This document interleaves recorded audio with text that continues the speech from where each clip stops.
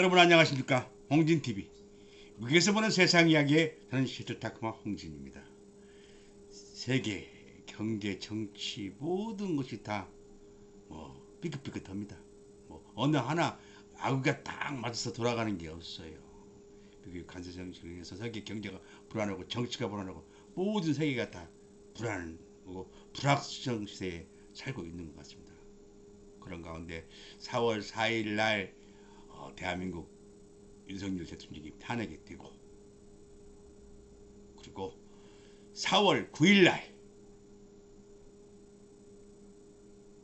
기독교, 천주교, 불교 이 세 단체장들이 사법불신의 이기라고 칭하면서 탄핵은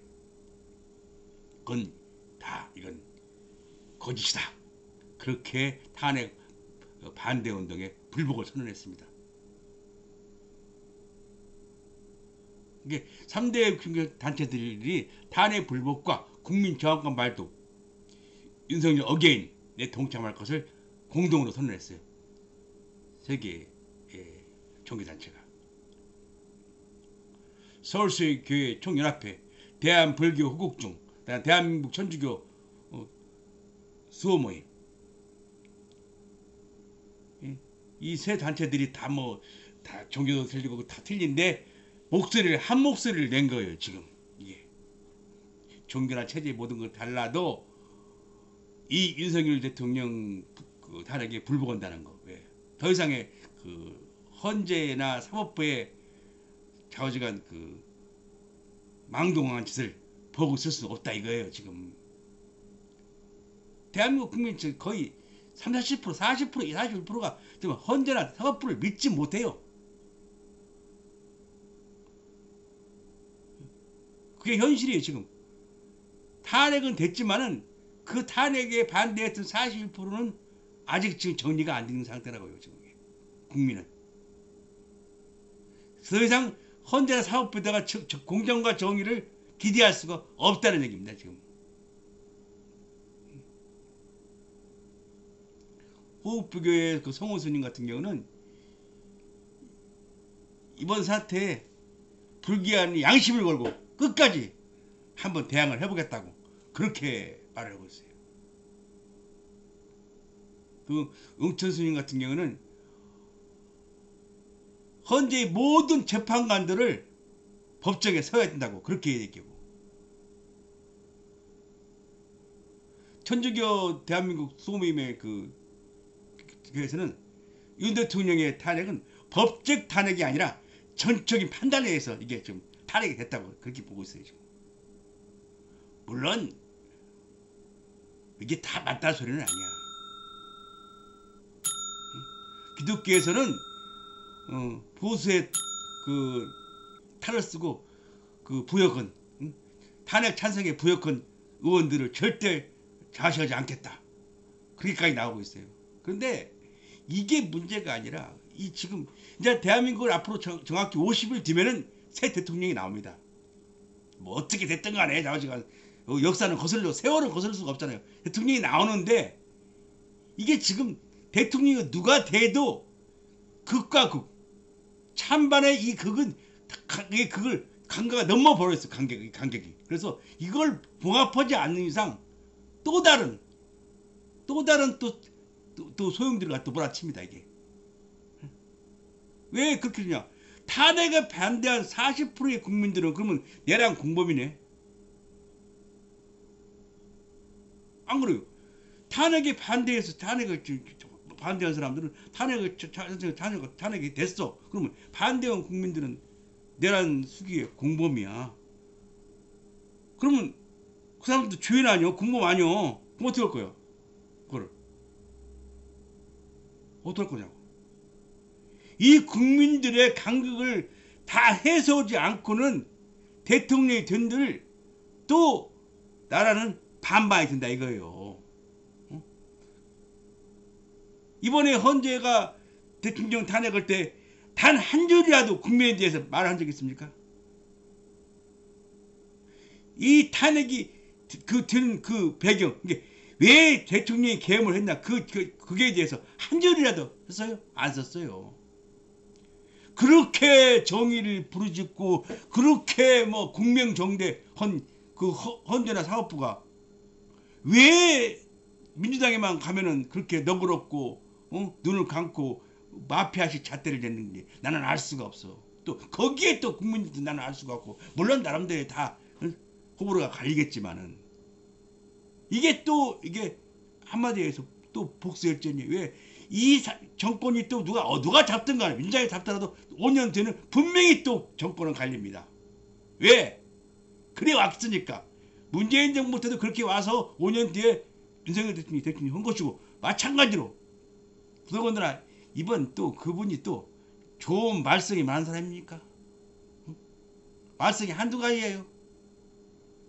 4월 4일 날 윤석열 대통령 파면되고 나서 그 다음날 대장동 사건에 김만배 무죄로 나왔어요. 무죄로 나왔다고. 그러면 지금 이 모든 한국의 경제가 모든 것 지금 다 경제가 파탄적에 일어났다고. 지금 파탄에 있는 경제가 그 정도 국민들은 지금 아주 숨을 못 쉴 지경인데 대통령들이 다 미쳐갖고 지금 국민은 어떻게 해도 상관이 없어. 이건 국민은 어떻게 해도 상관이 없고, 국민이 찬반에 갈려갖고 국민의 그 모든 것들이 다 뒤집어져도 상관이 없어. 전혀 상관이 없어. 오로지 정권을 잡겠다는 그 일념밖에 없다는 얘기야. 그러면서도 나라 사랑, 국민 사랑 환장해요. 도대체 어떻게 뭘 사랑하는데 나는 이해 안 가더라고. 솔직한 얘기로.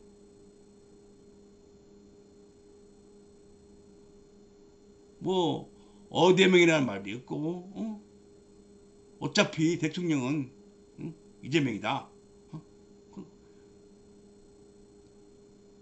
국민의힘은 지금 서로가 물고 뜯고 이제 서로가 대통령 되겠다고 막 6명씩 나오고 난리가 아니더라고. 난리가 아니야. 그런데 누가 대통령이 되더라도 만약에 국민의힘이 또 정권을 잡는다고 봐. 그러면 탄핵에 찬성했던 국민들은 분명히 이게 이웃간이고 자매지간이고 뭐시고 이게 정권에 대해서 이거 사람이 심각해요. 이게 서로가 싸울 수도 있고, 예, 원수가 된다고. 이게 종교하고 정권은 원수가 되는 거예요. 왜? 나하고 뜻이 맞지 않으면은. 지금 그렇게 돼 있어요. 지금 이게 모든 걸 그런 걸 보면은 왜 이렇게 잣대가 틀리냐 이거지. 지금 민주당 지금 그 공직선거법 위반 이재명 대표 지금 재판 분명히 이게 미뤄지게 돼 있어. 이게 다 짜여진 각본이야. 헌재 재판관들 다 리법 연구위 다 회원들이고 어떻게 국민들이 믿냐고. 왜? 이쪽에서 볼 때는 아주 공명정대하고 아주 정직한 재판을 했어. 근데 민주당 쪽으로 넘어가면 그게 아니거든 이게. 예? 어떻게 그렇게 사람이 사법관이 바뀌냐고. 그게 맞다는 얘기야. 법적 판단이 아니라 정적인 판단으로 탄핵을 했다는 얘기가 그래서 나온 얘기야. 오지금은 최재 모든 것들이 틀린 새 종교단체에서 그 불법 탄핵을 불법한다고 선언을 했겠습니까? 예. 국민을 아주 안중에 두지 않은 이 다 처사들이에요. 정치 어는 사람들이. 그러면서 또 입으로는 국민을 사랑하고 나라를 사랑한대요. 앞으로 분명히 50일 뒤에는 대한민국 새로운 대통령이 생긴다니까요. 새로운 대통령이 분명히 나와요. 그런데 과연 국민들 간의 이 모든 찬반의 여론의 그 간극을 메꿀 수 있을까요? 방법이 있을까요? 없어요. 아직. 예, 그런 방법을 생각하는 사람도 없고 내놓은 사람도 없어요. 아무도 지금 현재. 무조건 정권만 잡고 보자야. 나중에 어떻게 될지 상관없어. 그리고 제일 큰 문제는 뭐냐면은 이번에 그 문제는 사법부, 특히 헌재의 결정을 이제는 누구도 국민의 거의 반은 헌재 사법부 헌재의 결정을 존중하지 않습니다. 내가 볼 때는 그래요. 누구도 헌재를 믿지 않아요. 이제는 끝났어요. 더 이상 눈 가리고 정의를 싫어하는 그 DK 정의는 죽었어요. 우리나라 사법부에서는. 제가 볼 때는 그렇습니다. 아무리 멋진다고 얘기하지만 아니 그 헌재 탄핵 그 사유 중에서 국민이란 단어는 하나도 안 나왔다니까. 이게 앞에 있는 사슴을 보니라고 뒤에 있는 큰 산을 보지 못했어. 출입불산이야. 앞에 있는 사슴이 막 떠니 그 사슴에만 눈이 팔려갖고 헛짓을 한 거라고. 예. 과연 국민의 염원에 맞게 국민의 뜻에 맞게 국민의 희망대로 이 헌재가 판단을 내렸냐 이거입니다. 그리고 이 헌재의 말대로라면 지금 탄핵에 반대했던 모든 국민은 내란식이에요. 공범이에요. 그러면 어떻게 그런 그 판단을 하냐고. 한 줄이라도 국민에 대해서 비하하고 조성하고 그런 거 하나 안 들어갔어. 국민을 염려하는 그게 한 줄도 안 들어갔다고.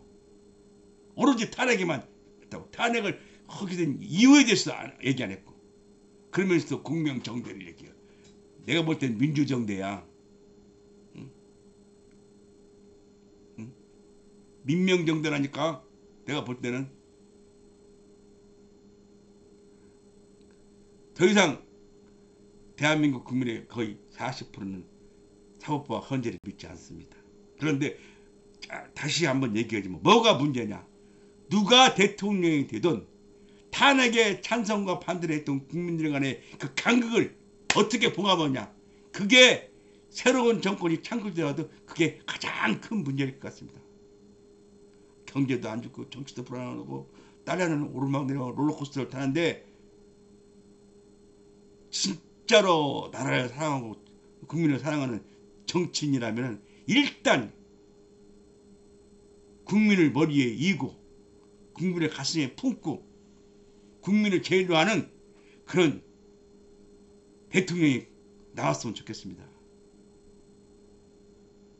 더 이상 복수열전의 정치는 이제 끝을 내고 앞으로 좀 더 나은 대한민국을 위한 위대한 대통령이 나오기를 고대해봅니다. 오늘도 제 방송을 구독해 주신 구독자 여러분 대단히 고맙습니다. 조금이라도 도움이 되었다면 좋아요, 구독 부탁드리겠습니다. 감사합니다.